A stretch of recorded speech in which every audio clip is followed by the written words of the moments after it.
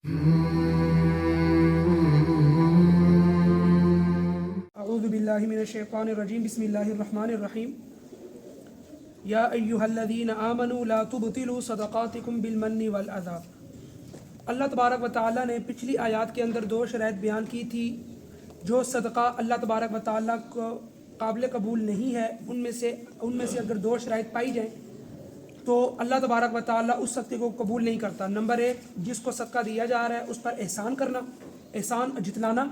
Number دو، اس کو تکلیف پہنچانا۔ اب اللہ تبارک و تعالیٰ تیسری شرط کو بیان کر رہے ہیں، یا ایھا الذین، اے ایمان والو، لا تبطلوا، ضائع نہ کرو، صدقاتکم، اپنے صدقوں کو، بالمن والعذا، احسان جتلا کر اور ایذا پہنچا کر، کالذی ینفق، اس شخص کی طرح جو خرچ کرے مالہ، اپنے مال کو، رعاء الناس، لوگوں کو دکھانے کے لیے۔ یہ اللہ تبارک و تعالیٰ تیسری شرط بیان کر رہے ہیں ان نمازوں کی، ان صدقات کی، اپنے مال میں سے جو اللہ تبارک و تعالیٰ کے ہاں قابل قبول نہیں ہے۔ تیسری شرط کیا ہے؟ لوگوں کو دکھانے کے لیے۔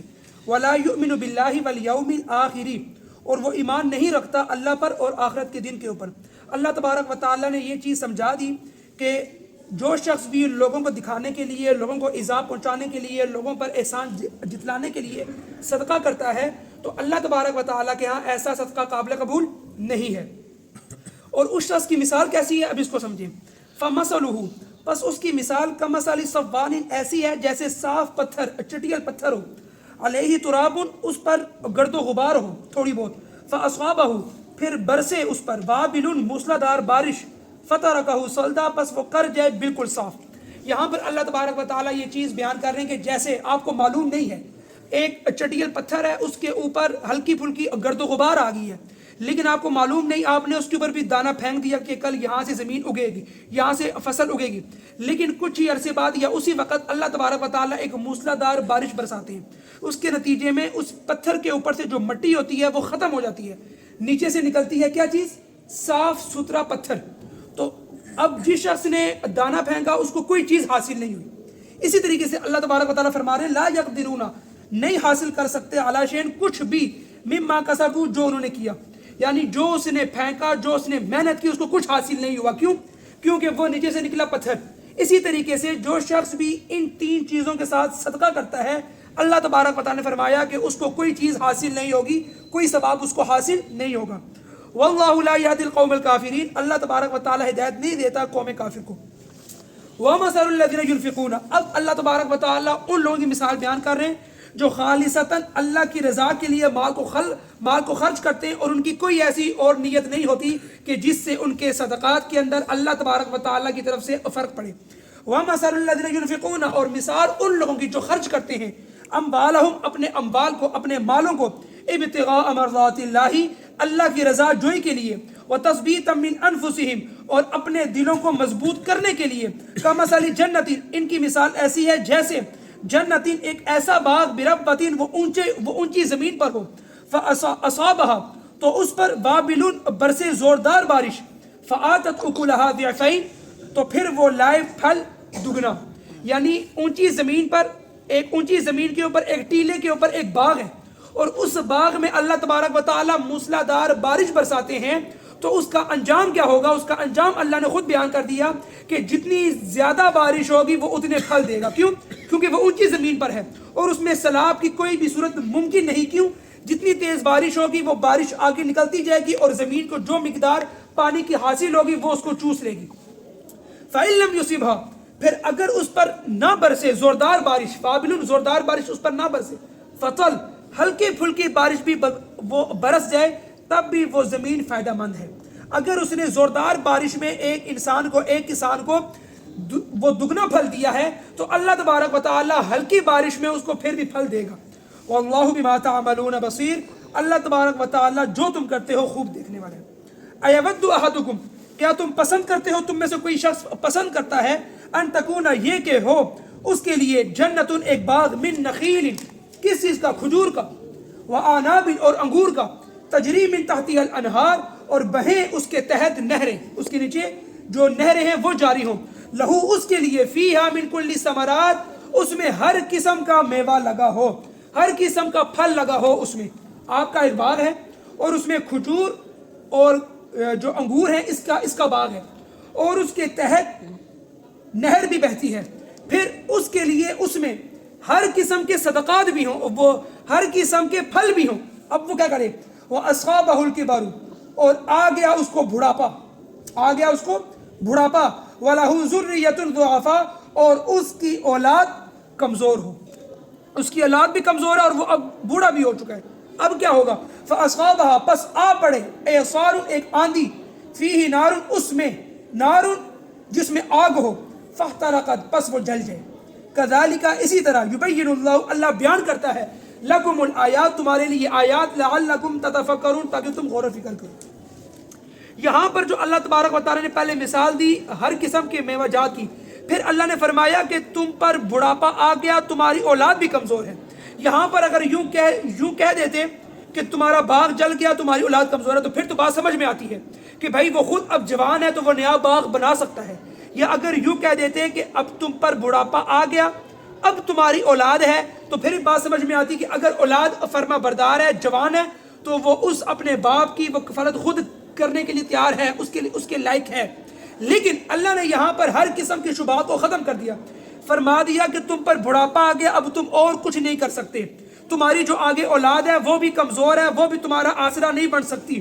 پھر فرمایا کہ تم پر اس عمر میں اس اولاد کے ساتھ تمہارے باغ کے اوپر ایک آندھی آ گئی اللہ کی طرف سے، اور اس نے تمہارے باغ کو جلا دیا، راکھ کر دیا، تو اب تمہارے لیے کیا بچا؟ تمہارے لیے اب کچھ بھی نہیں بچا۔ یہ بڑھاپا کیا ہے؟ یہ بڑھاپا موت ہے، کہ اللہ تبارک و تعالیٰ کی طرف سے تمہیں موت آ گئی، جو تم نے کمایا، جو پیچھے من کل ثمرات، تمہارے لیے ہر قسم کے میوہ جات ہیں، تمہیں اللہ نے ہر قسم کی اپنی نعمت سے نوازا۔ وَأَصْحَابَهُ الْكِبَرُ، پھر آ پہنچا کیا چیز؟ موت۔ جو بڑھاپا ہے یہ موت ہے۔ وَلَهُ ذُرِّيَّةٌ ضُعَفَاء، یہ کیا چیز ہے؟ اولاد۔ یہ اولاد ہے جو تم نے آگے بھیجا، جو تم نے آگے بھیجا، یہ تمہاری اولاد ہے۔ اب یہ اللہ تبارک و تعالیٰ مثال سمجھا کر ایک انسان کی آنکھیں کھولنا چاہ رہے ہیں کہ اے انسان، کہ تجھے میں نے کتنا کچھ دیا، جب تجھ پر موت آئی تو تو نے آگے اپنے لیے کیا بھیجا ہوا تھا۔ یہاں پر یہ مثال اس طور پر ہے کہ جو بھی تم صدقات دو، وہ تم صدقات کبھی بھی اللہ تبارک و تعالیٰ کے علاوہ کسی نام و نمود کے لیے مت دو، ریاکاری کے لیے مت دو کہ مجھے کوئی شخص دیکھ رہے، بلکہ تمہارا مال خالصتاً اللہ کے لیے ہو، کہ میں خالصتاً اللہ کے لیے دے رہا ہوں۔ بات سمجھ آ گئی؟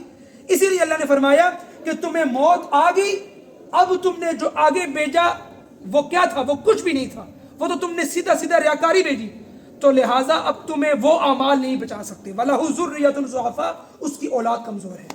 بات سمجھ آ گئی؟ اب تمہیں اور کوئی چیز نہیں بچا سکتی اللہ کے عذاب سے۔ تم نے کیا بھیجا؟ تم نے کچھ نہیں بھیجا جو تمہیں بچا سکے۔ جیسے وہاں پر کمزور اولاد اپنے باپ کو نہیں بچا سکی، اپنے باپ کا سہارا نہیں بن سکی، اسی طریقے سے تمہارے وہ کمزور صدقات جو تم نے لوگوں کی ریاکاری کے لیے اللہ کے ساتھ شریک ٹھہرائے کہ بھائی فلانا بندہ میرے اس صدقے کو دیکھ رہا ہے تو لہٰذا اس کا دیکھنا زیادہ اچھا ہے، اب تم نے اس کو اپنے اللہ کے ساتھ شریک بنا لیا۔ تو یہاں پر اللہ تبارک و تعالیٰ اسی کو بیان کر رہے ہیں۔ آگے فرمایا یا ایھا الذین آمنوا، اے ایمان والو، انفقوا، خرچ کرو، من طیبات، پاکیزہ چیزوں میں سے۔ یہاں پر اللہ تبارک و تعالیٰ نے بیان کیا پاکیزہ چیزوں میں سے۔ بعض مفسرین کہتے ہیں کہ اس سے مراد وہی عمدہ چیز ہے کہ جو بھی تم خرچ کرو وہ عمدہ چیز، اچھی چیز اللہ کی راہ میں خرچ کرو، نمبر 1۔ نمبر 2، بعض مفسرین نے فرمایا کہ اس سے مراد صرف حلال ہے، کہ بھائی تمہارا مال حلال ہونا چاہیے، حلال میں سے خرچ کرو۔ اسی لیے اللہ تبارک و تعالیٰ اس آیت میں چوتھی چیز ذکر کر رہے ہیں، تمہاری صدقے کو قبول کرنے کے لیے چوتھی شرط۔ نمبر 1 کیا تھی؟ احسان جتلانا۔ اگر یہ پایا گیا تمہارا جو صدقہ ہے وہ اللہ کے ہاں قابل قبول نہیں۔ نمبر 2، لوگوں کو تکلیف پہنچانا، تب بھی تمہارا صدقہ قبول نہیں کہ تم نے لوگوں کو تکلیف پہنچائی۔ نمبر 3، لوگوں کو دکھلانا، اموالہم رئاء الناس، لوگوں کو دکھلانے کے لیے مال خرچ کیا تب بھی تمہارا صدقہ قابل قبول نہیں۔ نمبر 4، اگر تمہارا مال حلال نہیں تب بھی تمہارا صدقہ وہ اللہ کے ہاں قابل قبول نہیں۔ بات سمجھ آ گئی؟ چوتھی چیز یہ ہے کہ اللہ کے ہاں مال جو خرچ کیا جا رہا ہے وہ پاک ہو۔ اب دیکھیے کہ یہاں پر اللہ تبارک و تعالیٰ نے فرمایا انفقوا، خرچ کرو، من طیبات ما کسبتم، پاکیزہ مال میں سے جو تم نے کمایا، جو تمہاری کمائی میں سے ہے۔ وَمِمَّا أَخْرَجْنَا اور ان میں سے جو پیدا کی اللہ نے ہمارے لیے لَكُم مِّنَ الْأَرْضِ تمہارے لیے جو ہم نے پیدا کی من الْأَرْضِ زمین میں سے. یہاں پر ایک چیز سمجھ لیجئے، امام ابو حنیفہ رحمۃ اللہ علیہ کے ہاں زمین میں سے جو بھی نکلے گا وہ عشر ہوگا. زمین میں سے، آپ کی کھیتی میں سے، چاہے وہ چاول ہو، چاہے وہ گنا ہو، چاہے وہ کوئی بھی زمین ہو، کوئی بھی زمین نکلے، چاہے وہ کثیر ہو یا قلیل ہو، وہ کم مقدار میں ہو یا وہ زیادہ مقدار میں ہو، اس میں سے 10واں حصہ نکالنا، عشر نکالنا واجب ہے آپ پر. بات سمجھ آ گئی؟ اب اس کے اندر بات آتی ہے کہ بھائی اب یہ جو عشر ہے یہ ٹیکس ہے کہ یہ کیا چیز ہے؟ عشر کوئی ٹیکس نہیں ہے، بلکہ جو عشر ہے یہ ٹیکس سے بھی بڑھ کر ہے. کیوں؟ کیونکہ عشر جو ہے یہ مسلمان پر لگتا ہے، اور یہ مسلمان پر اس لیے لگتا ہے کہ جو تمہیں اللہ نے اتنا دیا. کیوں؟ کیونکہ ہمارے ہاتھ میں تھا بیج بونا، لیکن اس بیج میں سے آپ کے لیے وہ گندم نکالنا یہ تو اللہ کے ہاں ہے، یہ تو صرف اللہ کر سکتا ہے، یہ ہم نہیں کر سکتے. ہمارے ہاں کیا ہے؟ صرف اور صرف بیج بونا اور اس کو پانی دینا، بعد میں اس میں سے اللہ فصل اگائے. یہ ہمارے اختیار میں نہیں ہے بلکہ یہ اللہ کے اختیار میں ہے کہ کیسے اللہ اتنے سے بیج کو پھاڑ کر اتنی لمبا ایک ٹانڈا اللہ تبارک و تعالیٰ کھڑا کر دیتا ہے. تو یہ اللہ کے ہاں یہ اللہ ہی کر سکتا ہے، یہ ہم نہیں کر سکتے. لہٰذا جس اللہ نے اتنا کچھ کیا، اب اس کے لیے تمہارے لیے ضروری ہے کہ تم اپنے مال میں سے وہ مال جو تم زمین میں سے نکال رہے ہو، جو تم کھیتی کے ذریعے نکال رہے ہو، وہ عشر ہے، وہ تمہارے اوپر لازم ہے. بات سمجھ آ گئی؟ 10واں حصہ، یعنی کہ تمہاری 100 بوریاں ہیں تو 100 بوریوں کا 10واں حصہ کیا ہوگا؟ 10 بوریاں. 10 بوریاں تمہارے اوپر لازم ہے کہ تم اللہ کی راہ میں صدقہ دو. تمہاری 30 بوریاں نکلی، 30 بوریوں میں سے 3 بوریاں اللہ کی راہ میں دینا ہے، عشر. بات سمجھ آ گئی؟ اب یہ عشر فقط ٹیکس نہیں ہے بلکہ یہ ٹیکس سے بھی زیادہ اس کی اصل حیثیت ہے، کیونکہ وہ ٹیکس لگتا ہے جو وہ کافر ہے، جو اللہ کے احکامات کو نہیں جانتا، اس کے اوپر ٹیکس لگتا ہے تاکہ وہ بھی کچھ نہ کچھ حکومت کو دے. لیکن یہ عشر ہے، یہ اللہ کو دیا جا رہا ہے، یہ ٹیکس نہیں ہے. اس کا مطلب یہ ہے کہ اللہ تبارک و تعالیٰ کو آپ اپنی اس روزی میں سے دے رہے ہو کہ جو اس نے ہمارے بغیر مانگے دی، ہمارے بغیر مانگے دی. تو لہذا یہ جو ہے عشر یہ ہے 10%. اب زکوٰۃ اور عشر میں فرق ہے. بعض لوگ کہتے ہیں جی ہماری زمین میں اتنا حصہ نکلا ہے تو ہم زکوٰۃ دیتے ہیں. زکوٰۃ نہیں، وہ عشر ہے. زکوٰۃ اور عشر میں فرق ہے. نمبر 1، زکوٰۃ میں پورا سال کا گزرنا لازم ہے. سال نہیں گزرا آپ پر زکوٰۃ نہیں ہے. اسی طریقے سے عشر جو ہی نکالو گے زمین میں سے عشر آپ پر لازم ہو جائے گی. سال کا گزرنا لازم نہیں ہے. زکوٰۃ پر سال کا گزرنا لازم ہے، عشر پر سال کا گزرنا لازم نہیں، بلکہ جو ہی نکالا اسی وقت واجب ہو گیا کہ اللہ کی راہ میں عشر دیا جائے، 10% دیا جائے. نمبر 2 فرق، یہاں پر عشر میں جتنا مال نکالو ان میں سے عشر نکالا جائے گا. جتنا مال نکلا ہے، جتنی گندم ہوئی، جتنا چاول ہوا، جتنی آلو کی فصل ہوئی، جتنی پیاز کی فصل ہوئی، بس جتنی فصل ہوئی اس میں سے عشر نکالنا ہے. زکوٰۃ کا کیا ہوگا؟ زکوٰۃ میں آپ کے پاس مال پڑا ہے، اس کے اوپر سال گزرنا لازم ہے. بے شک اس مال نے آپ کو نفع دیا ہے نہیں دیا، وہ مال آپ کے پاس 1 سال سے پڑا ہوا ہے. پچھلے سال شعبان میں، پچھلے سال جنوری میں، اس تاریخ کو 26 تاریخ کو آپ کے پاس اتنا مال تھا کہ آپ پر زکوٰۃ تھی. پھر اب اگلی جنوری آ چکی ہے، بے شک اس مال نے آپ کو فائدہ پہنچایا ہو نہ ہو، مال ہے، اب آپ کے اوپر زکوٰۃ لازم ہے. بات سمجھ آ گئی؟ لیکن اس کے مقابلے میں جو آپ کا عشر ہے اس کے اوپر سال کا گزرنا نہیں، فوری طور پر جو ہی نکل آیا فوری طور پر اللہ کی راہ میں دے دیا. بات سمجھ آ گئی؟ یہ زکوٰۃ اور عشر میں فرق ہے. اچھا آگے، یا ایھا الذین آمنوا، اے ایمان والو، انفقوا خرچ کرو، من طیبات، پاکیزہ چیزوں میں سے، ما کسبتم جو تم نے کمایا، ومما اخرجنا اور اس میں سے جو ہم نے نکالا، لکم من الارض تمہارے لیے زمین میں سے. یہاں پر بات سمجھ آ گئی کہ پاکیزہ چیزیں جو تم نے کمائی اپنی پاکیزہ، اسی لیے اللہ تبارک و تعالیٰ کے پیارے حبیب کے حدیث نے فرمایا کہ اے لوگو، جس شخص کی کمائی ہو اس شخص کی کوئی بھی نماز قابل قبول نہیں، اس شخص کا کوئی بھی صدقہ اللہ کے ہاں قابل قبول نہیں جس کی کمائی حلال نہیں بلکہ حرام ہو. بات سمجھ آ گئی؟ کوئی نماز قابل قبول نہیں اور کوئی بھی صدقہ اس کا قابل قبول نہیں. وَلَا تَيَمَّمُوا الْخَبِيثَ، اور تم ارادہ نہ کرو، الخبیثہ ردی چیز کا، خبیث چیز کا، وہ چیز کہ جو تمہیں خود ناپسند ہے تم کسی دوسرے کے لیے وہ پسند نہ کرو. اسی لیے اللہ تبارک و تعالیٰ نے 4 سپارے کے پہلی آیت میں پہلے ٹکڑے میں فرمایا لن تنالوا البر حتى تنفقوا مما تحبون، لن تنالوا البر، تم نہیں پہنچ سکتے نیکی کو، مما تحبون حتى تنفقوا، یہاں تک کہ تم خرچ کرو، مما تحبون، جو تمہیں پسند ہو۔ بات سمجھ آ گئی؟ تم نیکی کو نہیں پہنچ سکتے یہاں تک کہ تم وہ خرچ کرو جو تمہیں بھی پسند ہو۔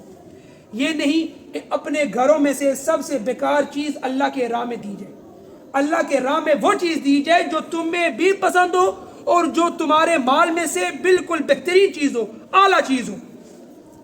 منہ تنفقون ولا تحبون الخبیث، تم ارادہ نہ کرو ردی چیز کا، اس سے تنفقون تم خرچ کرو، ولستم بآخذی، تم خود نہیں لینے والے اس سے۔ یعنی اللہ تبارک و تعالیٰ فرما رہے ہیں کہ خدا نخواستہ تم پر ایسے حالات آ گئے کہ تم اب لینے والوں میں نہیں، اب تم دینے والوں میں نہیں، اب تم لینے والوں میں ہو چکے ہو، تو اللہ نے فرمایا تم خود بھی اس چیز کو نہ لو، اپنے ذہن میں یہ چیز رکھ کر اگلے کو یہ مال دو کہ آیا اگر میں اس کی جگہ پر ہوں تو کیا میں اس مال کو پسند کروں گا یا نہیں کروں گا، اگر نہیں کروں گا تو پھر نہ لو، پھر نہ دو۔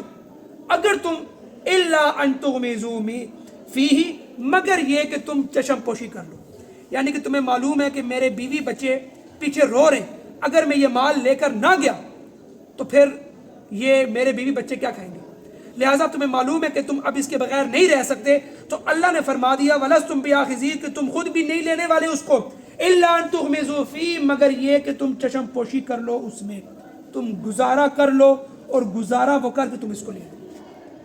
گزارا کرنے والی بات بعد میں ہے، پہلی چیز یہ کہ تم اس کو نہیں لینے والے اگر تم اس کی جگہ پر ہو۔ آگے وَعْلَمُوا، اور جاننے والا ہے اللہ، اور جان لو ان اللہ، بے شک اللہ تبارک و تعالی غنی، بے پرواہ ہے تمہاری اس چیز سے۔ کیوں؟ کیونکہ اللہ تبارک و تعالیٰ فرما دیا جو کچھ بھی تم دے رہے ہو اللہ اس چیز کا محتاج نہیں ہے، لیکن پھر بھی اللہ نے فرمایا تم مجھے ہی دے رہے ہو۔ اللہ اگرچہ ہم کسی انسان کو دے رہے ہیں، لیکن اللہ نے فرما دیا کہ میں غنی ہوں، میں اس چیز سے تمہارا کوئی محتاج نہیں ہوں، تم جس کو بھی دے رہے ہو سمجھو کہ تم مجھے دے رہے ہو۔ بات سمجھ آ گئی؟ تم مجھے دے رہے ہو۔ حمید، تعریف کے لائق ہوں، اپنی ذات میں خود محمود ہوں۔ دیکھیں حمید اللہ تبارک و تعالیٰ نے یہ صفت کیوں بیان کی؟ نمبر ایک تو یہ چیز ہے کہ ہم کہیں کہ اس ذات کے اندر یہ چیز خوبصورتی کی چیز ہے، اس کے اندر یہ چیز اچھی چیز ہے۔ جیسے ہم ایک انسان کے اندر کہتے ہیں کہ یہ انسان خوبصورت ہے، پھر ہم اس کی تعریف اس طرح کرتے ہیں کہ نہیں اس کے اخلاق بڑے خوبصورت ہیں، ٹھیک ہے، اس کی یہ صفات بڑی خوبصورت ہیں۔ تو اللہ تبارک و تعالیٰ کی ذات کے بارے میں یہ ہے کہ وہ از خود ظاہراً ہی خوبصورت ہے، وہ ہے ہی خوبصورت، ٹھیک ہے، حمید، وہ ہے ہی تعریف کے لائق۔ بات سمجھ آ گئی؟ یہ اللہ تبارک و تعالیٰ کے بارے میں ہے۔ الشیطان یعدکم الفقر، اللہ تبارک و تعالیٰ نے آج کے درس کی آخری آیت اور یہ اللہ تبارک و تعالیٰ نے جو بیان کی ہے، یہاں سے مراد ہوتا ہے کہ ہمارے وسوسے، ہمارے دلوں کے اندر یہ چیزیں ہیں کہ ہمارے دلوں کے اندر شیطان یہ وسوسہ ڈالتا ہے۔ وہ وسوسہ کیا ہے؟ الشیطان یعدکم الفقر، شیطان ہی ہے، یعدکم الفقر، وہ ڈراتا ہے تمہیں، الفقر محتاجی سے، وہ تمہارے دلوں میں یہ چیز ڈال دیتا ہے کہ اگر تم نے اللہ کی راہ میں مال خرچ کیا تم غریب ہو جاؤ گے، تمہارے اوپر محتاجی آ جائے گی، کل تم کیا کرو گے؟ آج اگر تم پر محتاجی آ گئی تو تمہارے اوپر کل برا وقت آ گیا تو تم کیا کرو گے؟ تو لہٰذا یہ برا وسوسہ اللہ تبارک و تعالیٰ نے اس کو یہاں پر بیان کر دیا کہ شیطان تمہیں ڈراتا ہے فقر سے، محتاجی سے، غربت سے، لیکن یہی انسان جب کل کہیں اس کے ہاں شادی ہو تو وہ اربوں روپے لٹاتا ہے۔ بات سمجھ آ گئی؟ جب یہاں باری تھی اللہ کی راہ میں مال خرچ کرنے کی تو اس کے کانوں میں اور اس کے دل میں یہ بات آ گئی نہیں، اگر میں نے مال خرچ وہ کر دیا، یا میں نے مثال کے طور پہ 1 لاکھ روپیہ کسی غریب کو دے دیا، یا غریب بیچارہ اس کے پاس صحت کے لیے علاج کے پیسے نہیں تھے، میں نے اس کو اس لیے نہیں دیے کہ میں کل کہیں غریب نہ ہو جاؤں، یا میری بینک بیلنس میں کل کہیں پیسے تھوڑے نہ ہو جائیں۔ کل یہی شخص اپنی شادیوں میں کروڑوں روپے لٹاتا ہے صرف اس غرض سے کہ لوگ مجھے دیکھ کر بولیں کہ دیکھو اس نے شادی کی ہے، اس نے اپنے اوپر پیسہ لگایا۔ اسی طریقے سے آپ کے پاس کا مدرسہ ہے یا آپ کے پاس کی مسجد ہے، وہاں پر کوئی کام ہونا ہے، کوئی چیز لگانی ہے، آپ پیسے خرچ نہ کریں، کیوں کہ میرے پاس پیسے وہ کم پڑ جائیں گے۔ تو یہ ہے وہ شیطان کی طرف سے وسوسہ، یہ ہے وہ شیطان کی طرف سے خوف جو شیطان نے ہمارے دلوں میں ڈال دیا ہے۔ آگے دیکھیے وَيَأْمُرُكُمْ بِالْفَحْشَاءِ، اور وہ تمہیں حکم دیتا ہے بے حیائی کا، یہی وہ چیز ہے، وہ تمہیں حکم دیتا ہے بخیلی کا کہ اپنے مال کو بچا لو۔ وَاللَّهُ يَعِدُكُمْ مَغْفِرَةً مِّنْهُ، اور اللہ وعدہ کرتا ہے تم سے مغفرتاً اپنی بخشش کا، وفضلاً اور فضل کا۔ اللہ نے فرمایا جو ان وسوسوں میں نہیں آتا، اللہ نے فرمایا کہ اللہ تم سے وعدہ کرتا ہے کہ تمہارے لیے بخشش بھی ہے، اور جو تم نے اللہ کی راہ میں مال خرچ کیا تمہارے لیے فضل بھی ہے۔ اور اللہ کا فضل کیا ہے ہم نہیں جانتے، شاید اللہ کا فضل کل قیامت کے دن ہم پر آ جائے کہ اللہ فرما دے کہ اس کو بغیر حساب کتاب کے جنت میں ڈال دے، یہ بھی اللہ کا فضل ہے۔ اللہ کا فضل یہ ہے کہ وہ قبر کا عذاب تم سے اٹھا لیا جائے، یہ بھی اللہ کا فضل ہے۔ اب یہ ہم نے دیکھنا ہے، ہم نے شیطان کے راستے پر چلنا ہے کہ اپنے مال کو روک لیا جائے، یا ہم نے رحمان کے راستے پر چلنا ہے کہ رحمان نے کہا تمہارے لیے بخشش بھی ہے، تمہارے لیے مغفرت، تمہارے لیے فضل بھی ہے۔ واللہ واسع علیم، اللہ بڑا وسعت والا ہے، علیم اور جاننے والا ہے۔ وسعت مانا کہ اگر تمہیں خوف ہے کہ بھئی تمہارا مال کم ہو جائے گا تو اس چیز کی وہ ٹینشن مت لو، اللہ نے فرما دیا کہ اللہ جو ہے تمہارا بڑی ہی وسعت والا ہے، تم یہاں سے مال کم کرو گے اللہ تمہارے کمانے کے دو راستے اور کھول دے گا۔ بات سمجھ آ گئی؟ لہٰذا کبھی بھی اپنے مال کو مت روکا جائے صرف اس غرض سے کہ میں کہیں غریب نہ ہو جائے۔ اللہ نے جب فرما دیا واللہ واسع، جو اللہ ہے وہ وسعت والا ہے، واسع ہے، تمہارے لیے دو دروازے اور کھولے گا، علیم جاننے والا ہے۔ یہ بھی اللہ نے آگے تنبیہ لگا دی، جاننے والا ہے۔ جو تم مال کو روک رہے ہو، تم کس غرض سے روک رہے ہو یہ اللہ کو معلوم ہے، صرف اور صرف تم اس غرض سے روک رہے ہو کہ میں کہیں کل غریب نہ ہو جاؤں۔ اللہ تبارک و تعالیٰ نے اس چیز سے روکا ہے۔ دیکھیے اللہ تبارک و تعالیٰ کو ہم سے بہت ہی اللہ کو ہم بڑے ہی محبوب ہیں۔ وہ کس طریقے سے؟ آج ہم نے یہ حدیث پڑھی، صحیح مسلم کی حدیث ہے کہ اللہ تبارک و تعالیٰ نے فرمایا جو فرشتے ہمارے مقرر ہیں نیکی اور بری چیزوں کو لکھنے کے لیے، اللہ تبارک و تعالیٰ خود فرماتے ہیں کہ اے فرشتوں جب میرا بندہ نیکی کا ارادہ کر لے اس کی نیکی لکھ لو، اور پھر اگر وہ نیکی کر لے تو 10 نیکیاں لکھو۔ بات سمجھ آئی؟ پھر نمبر 2 حدیث، اگر میرا بندہ برائی کا ارادہ کر لے تو مت لکھو، برائی کا ارادہ کر لے تو مت لکھو، برائی کرے تو ایک برائی لکھو۔ بات سمجھ آئی؟ اور نمبر 2 اور نمبر 3، اور اگر برائی کی نیت کی ہوئی تھی برائی نہیں کی میری وجہ سے، برائی نہیں کی نہ نیکی کی، صرف اس نے برائی چھوڑ دی میری وجہ سے، اللہ فرماتے ہیں کہ اے میرے فرشتے اس کی یہ نیکی بھی لکھ، اس کی یہ نیکی لکھ کہ اس نے میری وجہ سے برائی چھوڑی۔ پہلا کہ نیکی کا ارادہ کیا اور نیکی کی، نمبر 2 برائی کا ارادہ کیا لیکن برائی کی تو ایک برائی، نمبر 3 برائی کا ارادہ کیا لیکن برائی میری وجہ سے چھوڑ دی، اللہ کہتے ہیں پھر بھی نیکی لکھو۔ تو لہٰذا یہ ہے۔ اور نمبر 2 آج جو اللہ نے فرمایا کہ جو فقر کا خوف ہے کہ میرے اوپر وہ محتاجی آ جائے گی، تو اسی لیے ہم لوگوں نے ایک کام یہ شروع کیا ہے کہ ملک ٹاؤن کے اندر جتنے بھی لوگ ایسے ہیں کہ جو کہ محتاج ہیں ان تک صحیح طور پر مال پہنچانا، صحیح طور پر رمضان سے پہلے کیوں؟ رمضان میں ہمارے اخراجات زیادہ ہو جاتے ہیں، اور جن کا کوئی اتنا خاصا کوئی آمدنی کا ذریعہ نہیں ہے تو ان کے لیے ایک راشن پیکٹ بنانا کم از کم ان کے 20 دن کا گزارا ہو جائے، 3 سے 4 افراد کا، کتنے دن کا؟ 20 دن کا۔ تو ان کے لیے ہم نے ایک مہم کا آغاز شروع کیا ہے، وہ یہ کہ کم سے کم ایسے افراد ملک ٹاؤن میں جو کہ ہماری حدود میں ہوں ان کو مال پہنچانا، ان کے گھر میں راشن ڈیلیور کرنا، تاکہ کل اللہ تبارک و تعالی ہم سے سوال نہ کریں کہ تمہارے ہی پڑوس میں، تمہارے ہمسائے میں فلانی عورت یا فلانا مرد تھا جو کہ تمہارا محتاج تھا، تم نے کیوں نہیں اس کی محتاجی کو دور کیا۔ اور یہاں پر ملک ٹاؤن میں ایک بیوہ عورت بھی ہے جس کو ہم نے الحمدللہ پچھلے رمضان میں ہم نے اس کو راشن دیا، تو ہمیں معلوم ہوا کہ صرف اس کی 1-2 بچے ہیں اور اس کا خاوند وہ فوت ہو گیا، اور یہ لوگوں کے گھروں میں جا کر کام کرتی ہے۔ تو لہٰذا ایسے گھروں کو خود ڈھونڈیں، اگر خود دینا چاہتے ہیں تو پھر آپ خود دیں، اگر خود دینا نہیں چاہتے تو مجھ سے رابطہ کر لیں اکیلے میں، تو میں آپ کو ساری وہ ڈیٹیل بتا دوں گا کہ وہ کتنے کا راشن بنتا ہے اور کیا اس کے حساب کتاب ہوگا. اللہ تبارک و تعالیٰ سے دعا ہے کہ اللہ تبارک و تعالیٰ میں یہ تمام چیزیں سمجھنے کی توفیق دے. الحمدللہ رب العالمین والعاقبۃ للمتقین والصلاۃ والسلام علی سید الانبیاء والمرسلین محمد وعلی آلہ وصحبہ اجمعین. ربنا آتنا فی الدنیا حسنہ وفی الآخرۃ حسنۃ وقنا عذاب النار. فصلی اللہ تعالی علی خیر خلقہ محمد وعلی آلہ واصحابہ اجمعین برحمتک یا رب.